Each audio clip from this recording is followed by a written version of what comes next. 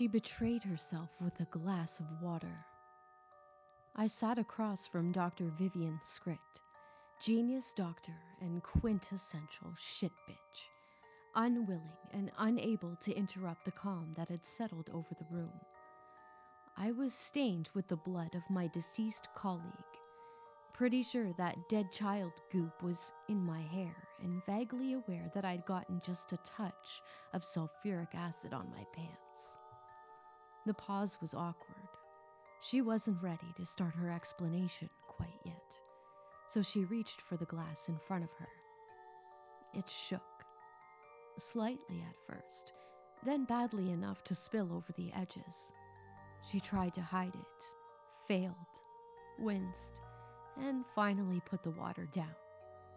Then she steadied her right wrist with her left hand, pressing it firmly against the desk to keep it from shaking. And in an instant, the invisible veneer was broken. I saw Dr. Scritt for who she was, a scared, mortal, sad person whose life was closer to the end than it was to the beginning, sufficiently powerful to control most people, but not strong enough to master herself, given how far she strayed from average.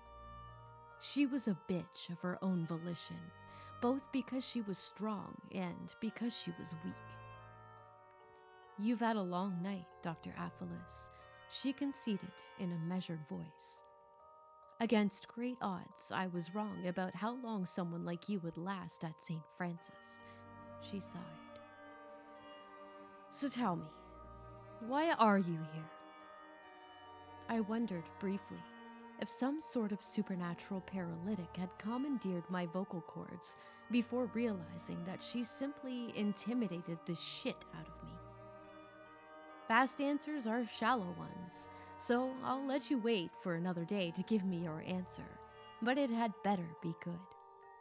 She leaned back in her chair. Now here's the thing.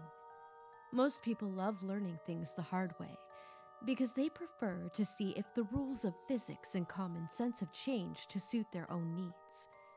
Idiots are the reason that toasters have warning labels. She stared at me intently. "Don't waste my time, doctor. Capiche?" I nodded once. "Okay then," she breathed.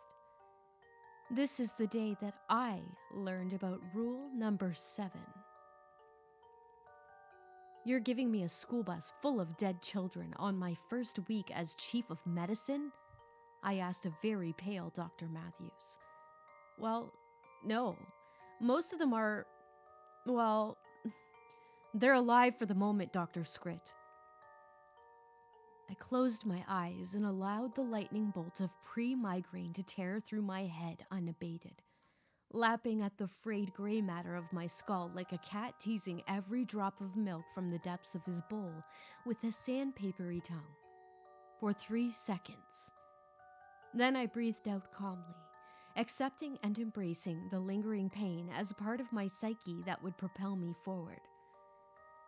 "How far out are the first ambulances?" Dr. Matthews swallowed. "They should be at St. Francis within 4 minutes. The same flood that has washed out the bus has shut down the Interstate 77 bridge over the Elk River, so... Are you telling me that a Charleston area medical can't take any of the kids?" Well, that's kind of exactly what I'm saying." My headache enriched. "How many surgeries are we going to need to perform?" I asked politely. He winced. "We're anticipating 12. 12? It's a Saturday morning. Why the hell was a school bus out in the... Never mind. Let's get this circus tent pitched. We're very understaffed for this shift and don't have nearly enough pediatric surgeons on a good day." I sighed deeply and ran the numbers in my head. Looks like a couple of interns are about to experience their first solo procedures. Dr. David Yangston had been a standout football player in high school, probably a quarterback, but failed to compete in college because he was unable to accept the fact that he could improve while still good enough to get away with that as a teenager, Dr. Andrew Branyang was never good enough for his parents, so he pursued and achieved academic perfection instead of accepting the immutable fact that he would never be happy because he represented the wrong choices that mom and dad made when they were younger. I knew this about both of them without asking. They wore their stories on their faces, as all people do, and I had long ago decided to be literate enough to read every sad tale. We love mystery because it allows for the possibility that some unknown fable has the happy ending we couldn't find, all the while refusing to accept that people stop moving forward when they cease to believe in happy endings, or even worse, actually find one. You're too young to be leading a solo procedure, but these kids are too young to die, so we're choosing the lesser of two evils. We've got twin children, aged 8, and don't know much about them yet, Dr. Branyang. Your patient has sustained major abdominal wounds, and Dr. Yangston, yours has potential femoral lacerations. You'll find out more when they arrive. The doors burst open. Game time. A dozen children rolled out of the storm and into St. Francis that day. The incinerator was busy. I bounced from OR to OR, praying to a devil that I didn't believe in that my charges would minimize their fuck-ups. Yangston and Branyang were the only first-year interns to get solo procedures, so I gave them the simplest cases. Moderate hemorrhaging, potentially from the femoral artery. Let's find out what happened to this kid. Dr. Yangston announced this through a surgical mask. We've got signs of internal bleeding. Let's put her under and find out what's wrong, Dr. Branyang said quietly as he wiped the sweat from his brow. I moved to observe the other surgeries, but always watched a little closer when I came back to those two. We're losing a lot of blood, Doctor, Lydia warned Yangston as he peered into the boy's split-open leg. There's only one of us with the title of doctor before his name, and that person needs silence to focus, nurse. I had already confirmed that Yangston had been slapped upside his head far too infrequently as a child, but was not about to reconcile this misfortune while he was wrist-deep in a split-open child. I stalked over to Dr. Branyang. The PP is too high, Doctor, Nurse Alt explained calmly. 12/8, everything is fine, Branyang responded.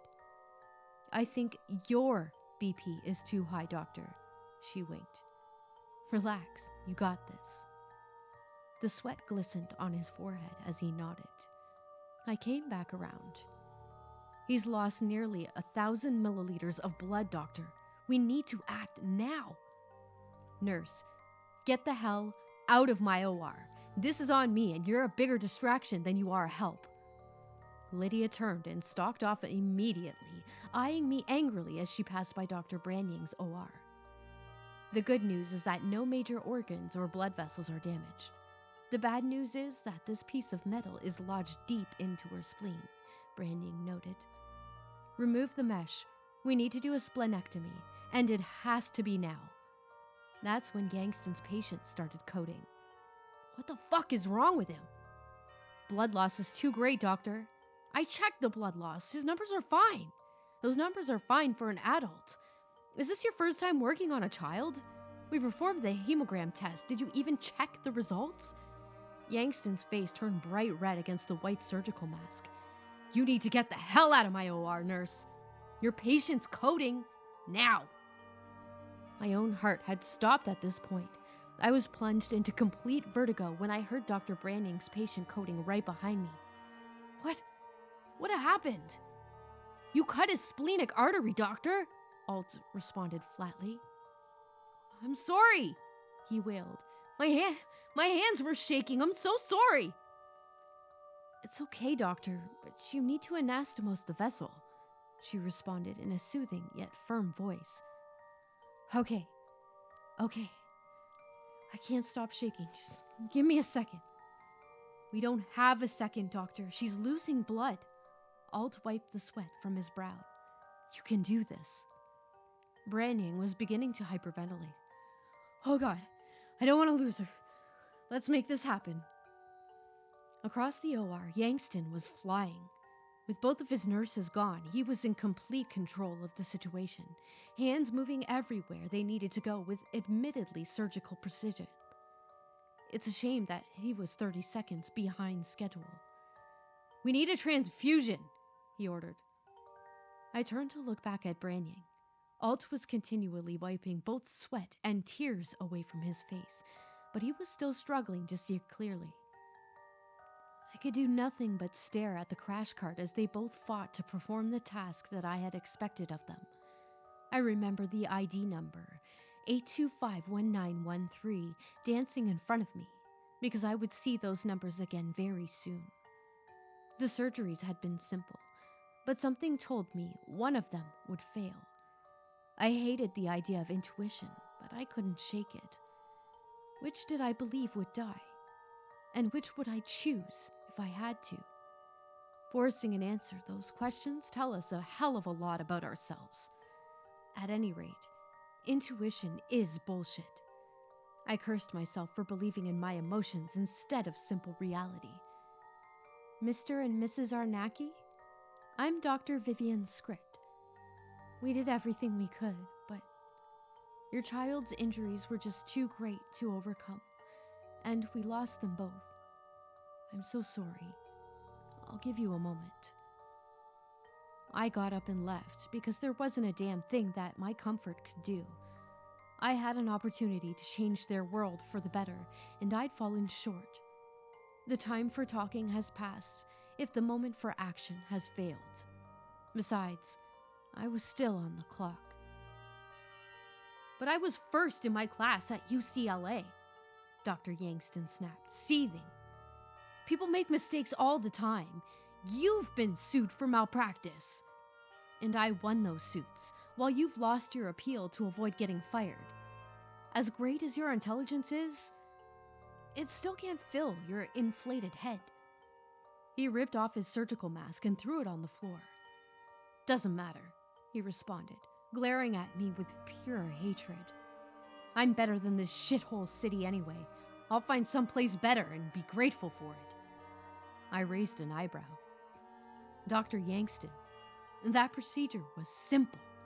No matter how talented you were in another life, you're just a rookie who wasn't good enough and can't learn from mistakes.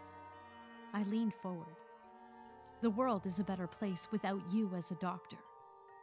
I turned and walked back towards the on-call room. Several surgeries were still underway, but I needed to talk to Dr. Branying. I opened the door and found him kneeling by his locker, eyes bulging and face blue. A torn bedsheet reached from his closed locker door to the place where it wrapped tightly around his neck, forward in an attempt to loosen the slack. But the second I moved his body, I knew he was dead. After handling enough lifeless corpses, it's usually possible to tell if a body is haunted by the ghost of its sometime occupant, and I knew that Branying was no longer a prisoner of himself. Still, I had to try. It took several seconds of fighting to untie the cord from his neck, and his lifeless body fell instantly to the ground once I was done. His head hit the bench with a sickening crack on the way down, but he didn't bleed. I had knelt on the floor to start CPR when I saw the half-empty bottle of pentobarbital by my feet. He had overdosed on enough barbiturates to fuck up a bull elephant. With every doctor in surgery, I tried by myself to restart his heart. I fought for several minutes in an attempt to find hope in a hopeless case. I failed. Seneca noted that difficulty strengthened the mind as labor does the body, which is why I'm one of the smartest doctors you'll ever meet, Dr. Scritt explained to me as she finished her story. I nodded slowly. Remember what I said about learning things the hard way? I blinked. She sighed. Did you know that people pay more attention to a list of rules when it's harder to access? But I was never given a list. And you earned a lot of gray hairs making sure that you learned them anyway, she smirked. What do you say when the person who pisses you off is utterly, totally, and completely right? I was silent. Which brings us back to rule number 7, she continued, folding her hands. Dr. Yangston was the brightest young mind we had recruited in 5 years.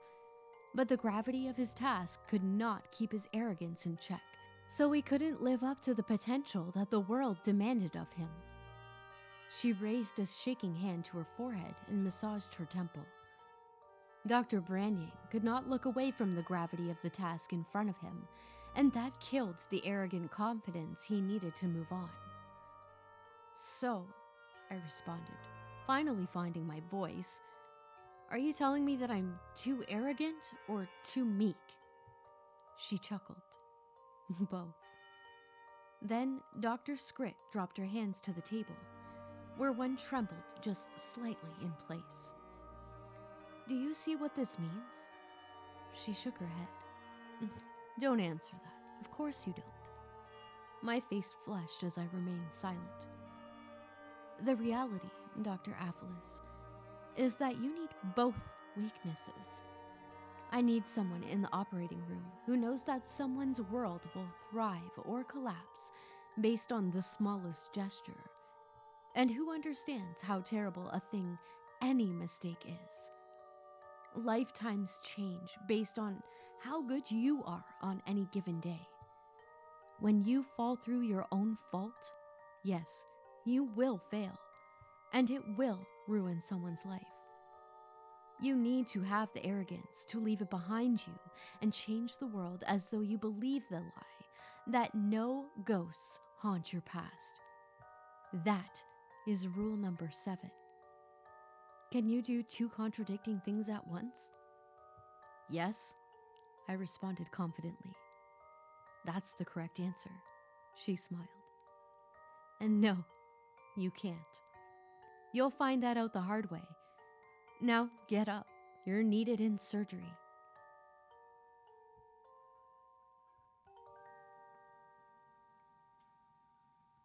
I know the sign said kids' corn maze, but that didn't stop us.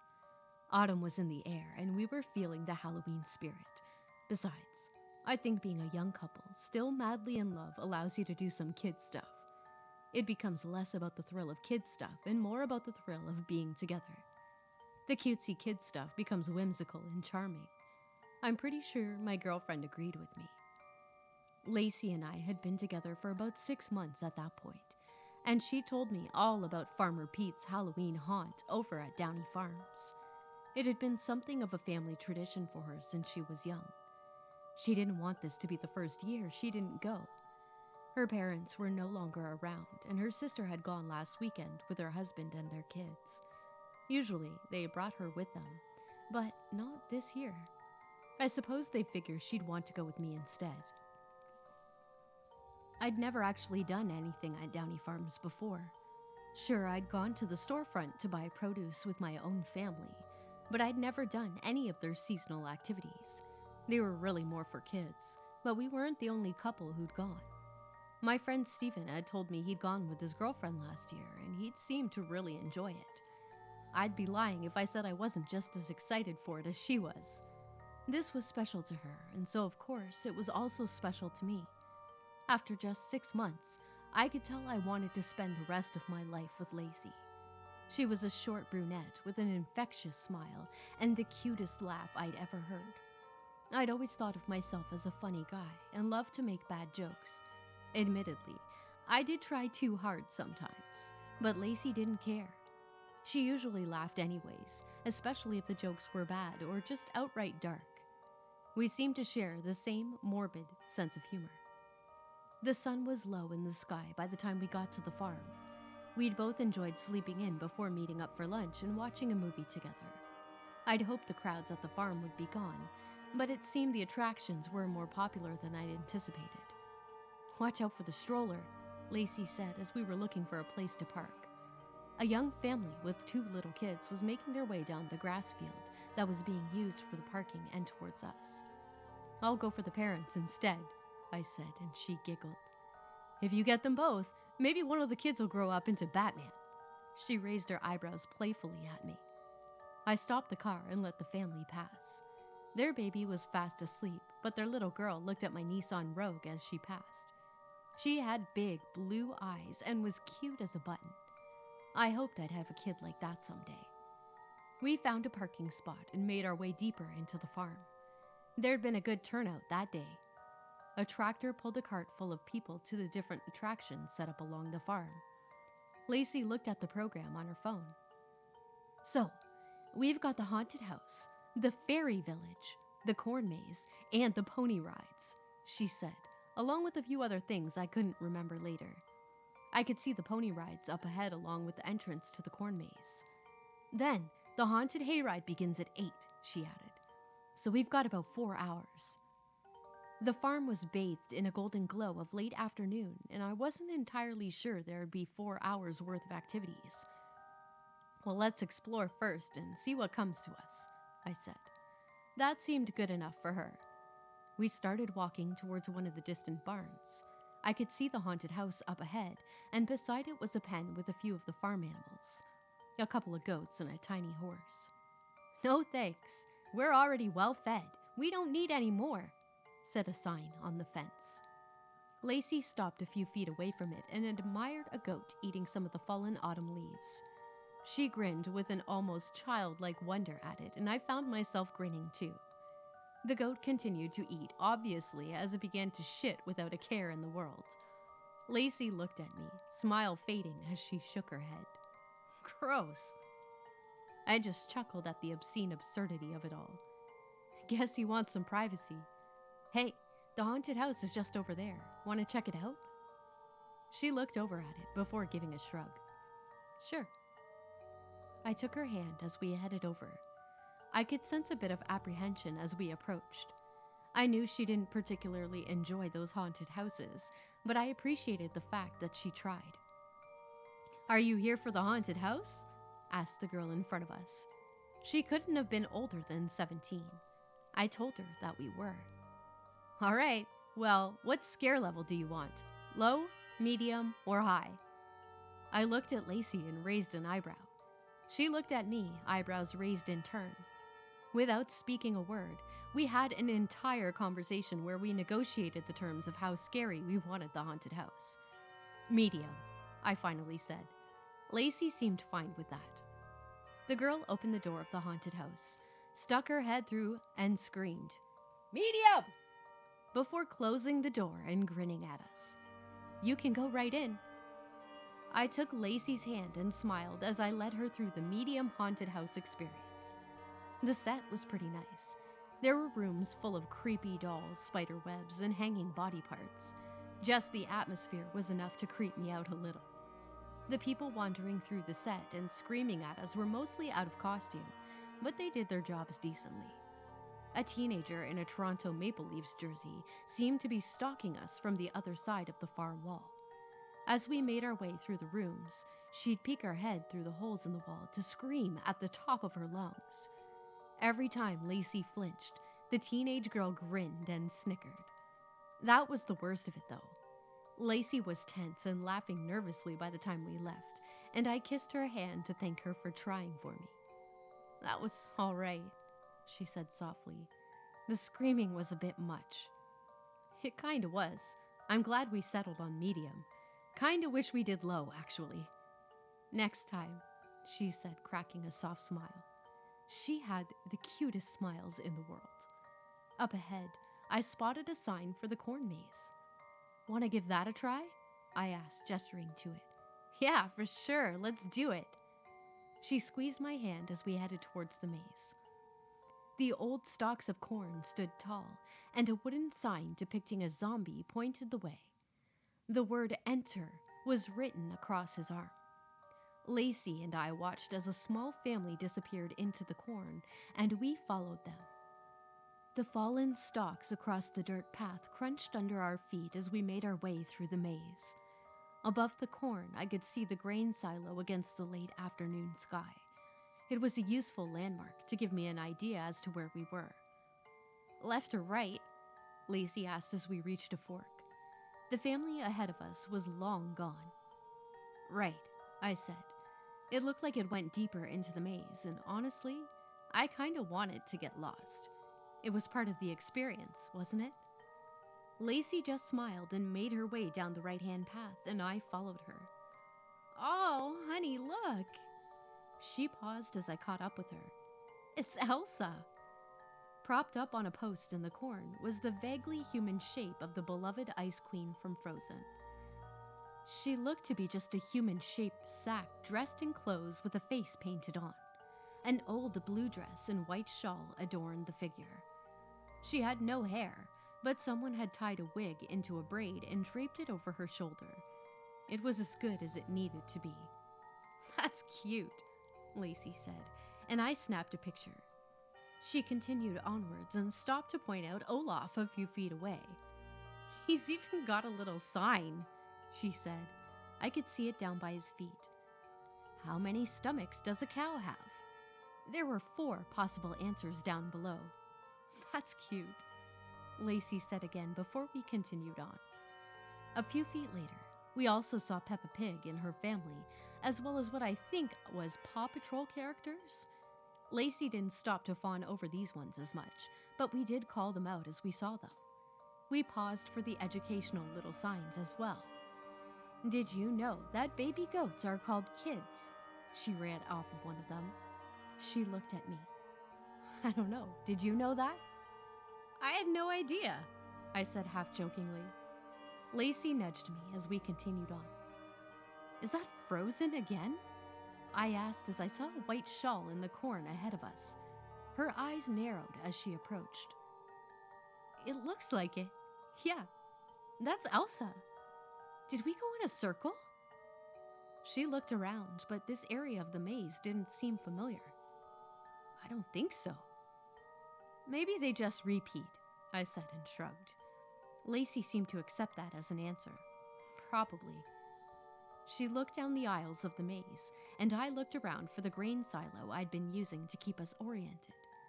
Let's try left, I said when I spotted it. That should take us closer to the exit. Lacey continued off to the left, and as she did, I heard movement behind me. On instinct, I looked back, expecting to see some other patrons of the maze approaching us from behind. Instead, I saw nothing. Not even the white shawl of the Elsa dummy. I frowned, but kept walking. I didn't think too much of it. There wasn't really a reason to suspect anything sinister. Not yet, at least. Lacey stopped ahead of me when she saw another trivia sign. This one had been knocked over. She bent down to pick it up and set it right, but her brow furrowed as she read it. How many children did Lightning McQueen kill? She murmured and looked at me. Lightning McQueen didn't kill kids. Teenagers pulling a prank, maybe? I asked as I read the sign. I turned it around and knocked it into the corn, then gave the base a kick to hide it. That's just mean. Kids might read that. Lacey nodded in agreement before continuing deeper into the maze. Around a bend in the corn, we paused as we reached a dead end. The Paw Patrol figures were waiting for us. There were 4 dogs painted on old sacks, and they were placed side by side at the edge of the corn. Their eyes stared down the narrow rows directly at us. It felt like they were waiting for us. Guess we're intruding, Lacey murmured. They look upset. She smiled at me and began to turn around. I didn't leave just yet, though. They did kinda look upset. Their eyes seemed way too focused on us. I turned away, looking back as if I was expecting them to follow me. The Paw Patrol did no such thing. They just continued to stare. Of course they did. They were just sacks painted to look like fictional dogs.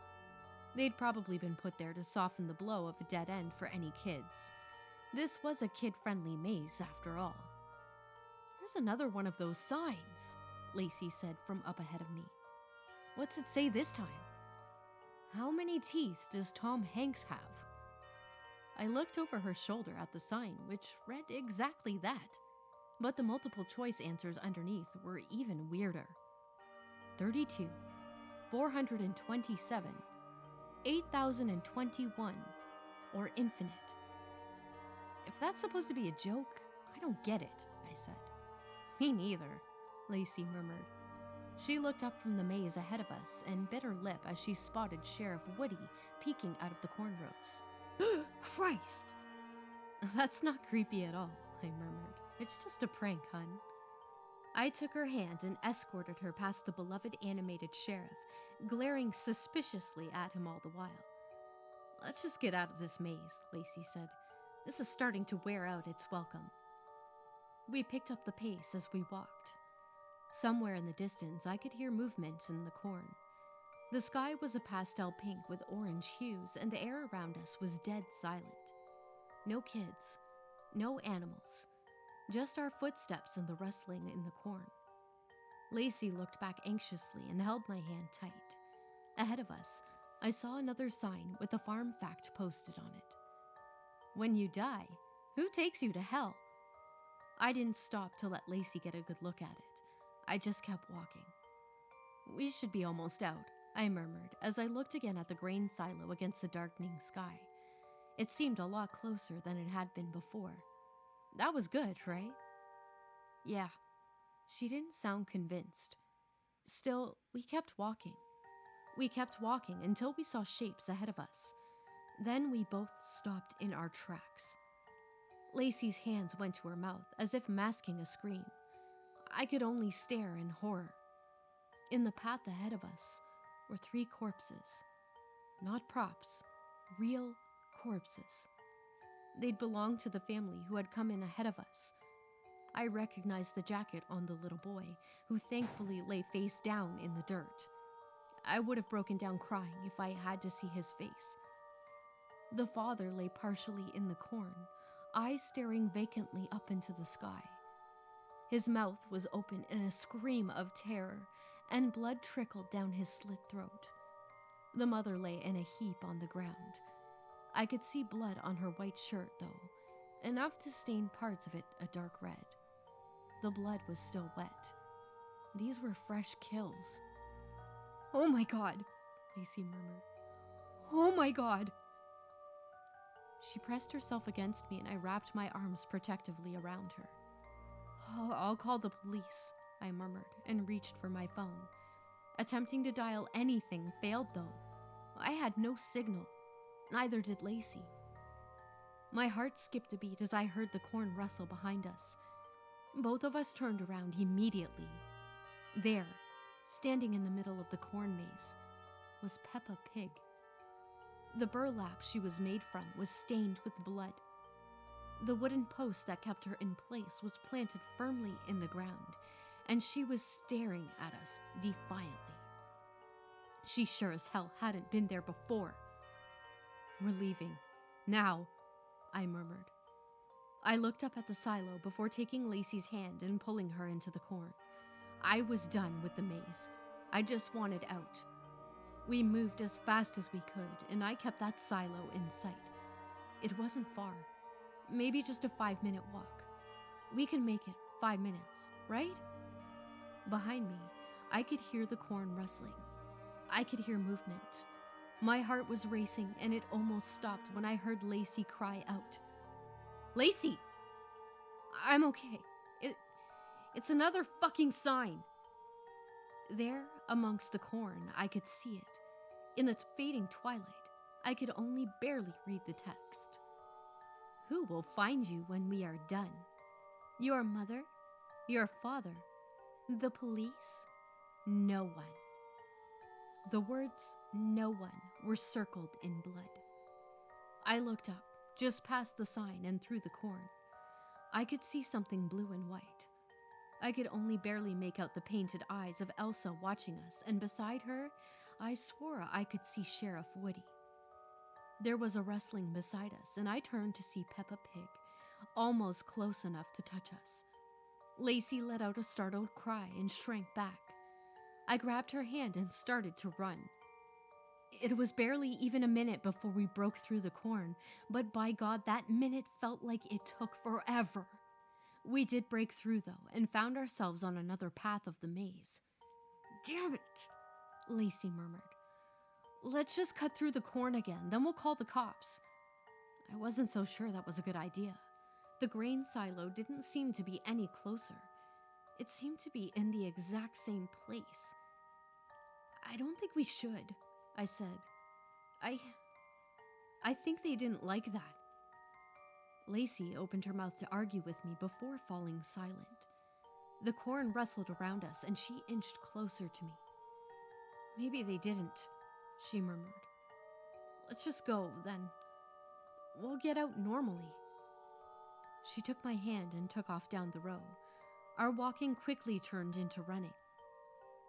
I spotted additional signs on the path, more than I'd seen before. I briefly saw glimpses of Woody, Elsa, Peppa Pig, and others among the corn.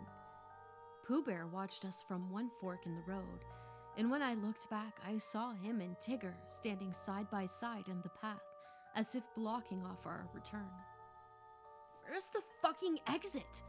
Lacey said under her breath. Come on. She checked her phone again, hoping for a signal, but still found nothing. I just held her hand and focused on continuing forwards. The sky was getting darker, and I could hear the movement amongst the corn. They were coming. There's something up ahead, Lacey said. I think I see the exit. We broke into a run, sprinting for the escape. Sure enough, there was a clearing just ahead of us. Maybe it was a way out. It had to be. As we emerged into the clearing, though, we realized the truth. It was not an escape. This was something else entirely. My breath caught and my blood froze in my veins as I looked at the figures around us. All human, all strung up like scarecrows. I could see the family we discovered earlier among the corpses. But there were so many more. 15, 20 perhaps. Maybe even more. There are 2 empty ones, Lacey said softly, and my eyes were drawn to them. They were set to face each other, and somewhere in the deepest part of my mind, I knew why. We wouldn't be dead when they mounted us. They wanted us to watch each other die. That was where the thrill was, wasn't it? The corn rustled behind us, and I turned to see Peppa Pig watching us from the edge of the corn. It may have just been the darkness, but I could have sworn she was smiling. I could have sworn that her mouth was open, and I could see drool dribbling down her chin. Lacey took my hand, tears beginning to stream down her cheeks. We both took a step back as Peppa Pig loomed into the clearing. I could see Elsa and Woody behind her. I could hear the rustling of their movements. They moved bonelessly and shuffled forwards. It was inhuman and strange to watch. But they did it all with single-minded purpose. They had come for us and nothing would deter them. Let's go, I said. Run! Run! She didn't need to be told twice.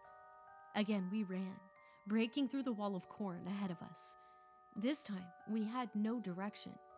We just wanted to get away from the horrible things that were following us, and I didn't know if it was even possible at this point. We ran blindly, hands linked as we fled, swatting corn out of our way. We ran until we broke through the corn one last time and stumbled out into the main event area. Lacey broke down crying as she saw the haunted house we'd been through. I saw the pony giving its final ride of the day. We're out! We're out! She threw her arms around me and I hugged her back in return.